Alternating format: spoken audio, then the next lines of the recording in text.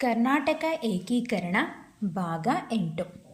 ಆಂಧ್ರ ಪ್ರಾಂತ್ಯ ರಚನೆಯ ಬಗ್ಗೆ ಅಧ್ಯಯನ ಮಾಡಿ ವರದಿ ಸಲ್ಲಿಸಲು ಕೇಂದ್ರ ಸರ್ಕಾರ ರಾಜಸ್ಥಾನದ ಶ್ರೇಷ್ಠ ನ್ಯಾಯಾಲಯದ ಮುಖ್ಯ ನ್ಯಾಯಾಧೀಶ ಕೆ.ಎನ್. ವಾಂಚು ಅವರನ್ನು 1953 ಜನವರಿ 5ರಂದು ನೇಮಿಸಿತು. ಈ ವಾಂಚು ಸಮಿತಿಯು ಕೇವಲ 26 ದಿನದೊಳಗೆ ವರದಿಯನ್ನು ಸಲ್ಲಿಸಬೇಕಾಗಿತ್ತು. 1953 ಫೆಬ್ರವರಿ 7ರಂದು ಇದು ತನ್ನ ವರದಿಯನ್ನು ಸಲ್ಲಿಸಿತು. ಹೈದರಾಬಾದ್ ಮತ್ತು ಮದ್ರಾಸ್ ರಾಜ್ಯಗಳಲ್ಲಿ ಸೇರಿರುವ ತೆಲುಗು ಭಾಷೆಯೇ ಹೆಚ್ಚು ಜನರ ಮಾತೃಭಾಷೆಯಾಗಿರುವ 11 ಜಿಲ್ಲೆಗಳನ್ನು ಮಾತ್ರ ಸೇರಿಸಿ ಆಂಧ್ರ ಪ್ರಾಂತ್ಯ ರಚನೆ ಮಾಡಲು ಶಿಫಾರಸು ಮಾಡಲಾಯಿತು.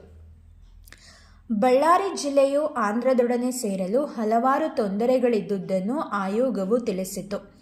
ಬಳ್ಳಾರಿ ಜಿಲ್ಲೆಯ ಬಗ್ಗೆ ಸ್ಪಷ್ಟ ತೀರ್ಮಾನ ಕೊಡಲು ವಿಫಲವಾದ ವಾಂಚು ವರದಿಯನ್ನು ಆಧರಿಸಿ 1953 ಮಾರ್ಚ್ 25ರಂದು ಕೇಂದ್ರ ಸರ್ಕಾರ ಲೋಕಸಭೆಯಲ್ಲಿ ನೀಡಿದ ಪ್ರಕಟಣೆಯ ಪ್ರಕಾರ ಬಳ್ಳಾರಿ ಜಿಲ್ಲೆಯನ್ನು ಒಂದೇ ಘಟಕವೆಂದು ಪರಿಗಣಿಸಲು ಸಾಧ್ಯವಿಲ್ಲವಾದ್ದರಿಂದ ಆಲೂರು, ಆದವಾನಿ ಮತ್ತು ರಾಯದುರ್ಗ ತಾಲೂಕುಗಳನ್ನು ಆಂಧ್ರ ಪ್ರದೇಶಕ್ಕೂ, ಹರಪನಹಳ್ಳಿ, ಹಡಗಲಿ, ಕೂಡ್ಲಿಗಿ, ಸೊಂಡೂರು ಮತ್ತು ಸಿರಗುಪ್ಪ ತಾಲೂಕುಗಳನ್ನು ಮೈಸೂರು ರಾಜ್ಯಕ್ಕೂ ಸೇರಿಸಬಹುದಾದರೂ ಮಿಶ್ರ ಭಾಷೆಯ ಬಳ್ಳಾರಿ ತಾಲೂಕಿನ ಸಮಸ್ಯೆಯು ಕೇವಲ ಭಾಷೆಗೆ ಮಾತ್ರ ಸೀಮಿತವಾಗಿರದೆ ತುಂಗಾಭದ್ರಾ ಅಣೆಕಟ್ಟೆಯ ಕಾರಣದಿಂದ ಸಾಮಾಜಿಕ ಆರ್ಥಿಕ ವಿಚಾರಗಳನ್ನು ಒಳಗೊಂಡಿರುವುದರಿಂದ ಅದನ್ನು ಬಗೆಹರಿಸಲು ಭಾರತದ ರಾಷ್ಟ್ರಪತಿಗಳು ಹೈದರಾಬಾದಿನ ಮುಖ್ಯ ನ್ಯಾಯಾಧೀಶ ಎಲ್.ಎಸ್. ಮಿಶ್ರಾ ಅವರನ್ನು 1953 ಏಪ್ರಿಲ್ 21ರಂದು ನೇಮಿಸಿ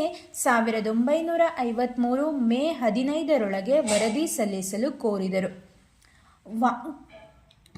ವಾಂಚು ಸಮಿತಿ ನೇಮಕವಾದಾಗಲೇ ಕರ್ನಾಟಕ ಪ್ರಾಂತ್ಯ ರಚನೆ ವಿಳಂಬವಾಗುತ್ತಿದೆ ಎಂದು ಕರ್ನಾಟಕ ಏಕೀಕರಣವಾದಿಗಳು ಅತೃಪ್ತಿ ಮತ್ತು ಅಸಂತುಷ್ಟಗೊಂಡಿದ್ದರು.